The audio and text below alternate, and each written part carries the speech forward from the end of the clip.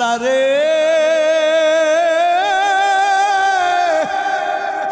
এই গুনাহগুলি নিয়া তোমার দরবারে কেমন করে হাজির হব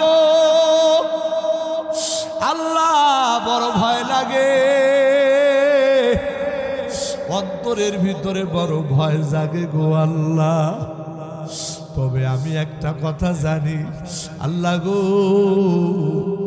মানুষ যতই গুনাহ করুক না কেন, মানুষের এই গুনার শেষেও তো তোমার রহমত আছে গো আল্লাহ। আল্লাহ আমি শুনেছি মানুষের গুনাহ যতই বড় হোক না কেন আল্লাহ, মানুষের গুনাহ থেকেও নাকি তোমার রহমতের দরিয়া আরো বিশাল। ওগো মালিক, জীবনে তোমার সিজদা দেই না, জীবনে তোমার ইবাদত বন্দেগী করি না আল্লাহ, বলতে বড় লজ্জা লাগে, কিন্তু তুমি ছাড়া তো আমার আর কেউ নাই গো আল্লাহ। আল্লাহ এই নাফরমান বান্দার প্রতি তুমি একটু দয়া করো না।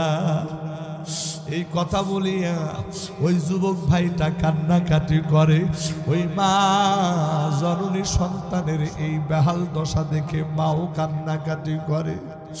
একটু পরে যুবক মায়ের হাতটা চাপিয়া ধরিয়া মাকে ডাক দিয়া বলে, মা আমি তোমারে দুইটা কথা বলবো।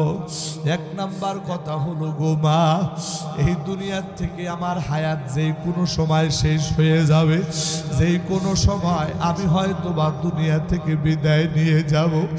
মা গো মা, দুনিয়াতে মানুষ মারা গেলে কোন মুসলমানের কবরস্থানে দাফন করা হয়। ওগো মা, আমি মারা যাওয়ার পর আমারে কোনো মুসলমানের কবরে দাফন করিও না। আমি যে কত বড় পাপী গো মা, আমার পাপের কারণে কবরের মানুষদের আযাব বেড়ে যাবে। ওগো মা, তোমারে দুইটা ওসিয়ত কইরা যায়। এক নাম্বার ওসিয়ত, আমার মৃত্যুর পরে তুমি আমারে মুসলমানদের কবরে দাফন করবা না। দুই নাম্বার ওসিয়ত, ও মা, এই দুনিয়ার সব থেকে নিকৃষ্ট প্রাণী হলো কুকুর।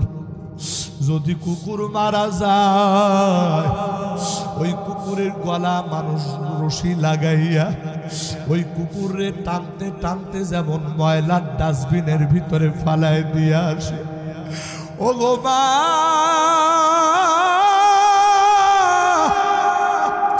আমি তো ওই কুকুর থেকেও জঘন্য রে মা, ওই নিকৃষ্ট প্রাণী থেকেও আমি আরো জঘন্য গো মা।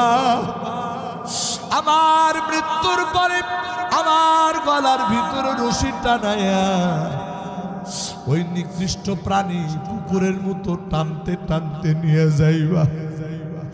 এলাকার ভিতরে সব থেকে ময়লার বড় ডাস্টবিনের জায়গা, ওই ময়লার ডাস্টবিনের ভিতরে তুমি আবারে ফালাইয়া দিয়া দিবা। আমার প্রাণের ভাইয়েরা, একজন মা সন্তানের মুখের এই কথা শুনিয়া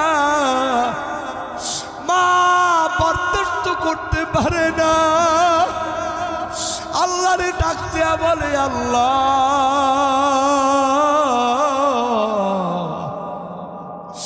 আমি মা হইয়া এই দুঃখ আমি কেমন করে সহ্য করব গো আল্লাহ। আল্লাহ আমি আর সইতে পারতেছি না গো বাবু। এই ঘটনার পরে কিছুক্ষণ পরে ওই যুবক সন্তানটা দুনিয়া থেকে বিদায় হয়ে যায়। এবার মা পাগল পারা হইয়া আবার হাসান বস্তির দরবারে চলে আসছে। হুজুর গো, যেই সন্তানের তওবা পড়ানোর জন্য আসছিলাম, আমার সন্তান আর দুনিয়াতে বেঁচে নাই, দুনিয়া থেকে বিদায় হয়ে গেছে।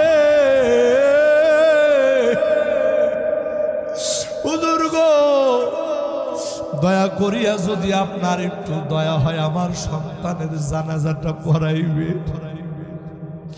হযরত হাসান বসরি ধমক দেয়, বলে তোমার সন্তান জীবনে নামাজ পড়ে নাই, তোমার সন্তান জীবনে কোনোদিন কোনো নেকির কাজ করে নাই, সারা জীবন ভর শুধু মদ পান করেছে, গুনাহ করেছে।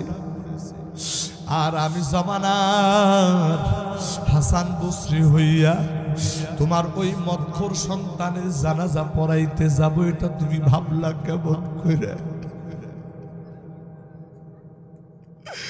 আমার প্রাণের ভাইয়েরা, ওই মা সন্তান যতই খারাপ হোক না কেন, মা তো মা, মায়ের মনের ভিতরে বুঝবানে না রে বন্ধু। ওই মা হতাশ হয়ে আবার বাড়িতে ফিরে আসছে। কি করবে? সন্তানের লাশটা নিয়ে মা বড় বিপদে আছে। ওরে বন্ধু, কিছু সময় পার হইতে না হইতে হযরত হাসান বসরি আলাইহি তার বাড়ির দরজায় হাজির। দরজার সামনে নক করতেছে, ভিতর থেকে আওয়াজ আসলো, কি? বলে আমি হাসান বসরি। এবার ওই মহিলাটা ডাক দেয়া বলে, হুজুর আপনি আমার বাড়িতে, কি ব্যাপার? হযরত হাসান বসরি বলে, তোমারে বিদায় দেওয়ার পর আমি মাত্র কাইলুলা করার জন্য দুপুর বেলা খাওয়ার পর সামান্য সময় বিশ্রাম নেওয়ার জন্য আমার বিছানার সঙ্গে যখন পিঠটা লাগাই দিয়েছি, আমার চোখটা যখন লেগে আসে অবস্থা, এই সময় আমার মালিকের পক্ষ থেকে আওয়াজ আসতেছে, ও হাসান, বলো তো দেখি তুমি আমার কেমন বন্ধু? অথচ তোমার এলাকার ভিতরে আমার একজন বন্ধু মারা গেল, অথচ তুমি নাকি আমার বন্ধু হয়ে বন্ধুর জানাজা পড়াইবা না। হযরতে হাসান বসরি বলতেছে, আমি তাড়াতাড়ি লাফায় উঠে গেলাম। কি শুনলাম নিজের কানকেও যেন বিশ্বাস করতে পারি না। হঠাৎ করে মনে হইল তোমার সন্তানটা তো দুনিয়া থেকে বিদায় হয়ে গেছে। আরে আমার আর বুঝতে বাকি নাই আমার আল্লাহ কোন বন্ধুর কথা বলছে। হয়তোবা তোমার সন্তান এমন ভাবে তওবা করেছে, ওই তওবা আমার আল্লাহর দরবারে এমন কবুল হয়ে গেছে, যেই কারণে আমার আল্লাহ গুনাহগারের দফতর থেকে তোমার সন্তানের নাম কাটিয়া আমার আল্লাহর বন্ধুদের কাতারে তোমার সন্তানের নাম উঠায় ফেলেছে। আল্লাহু আকবার, আল্লাহ।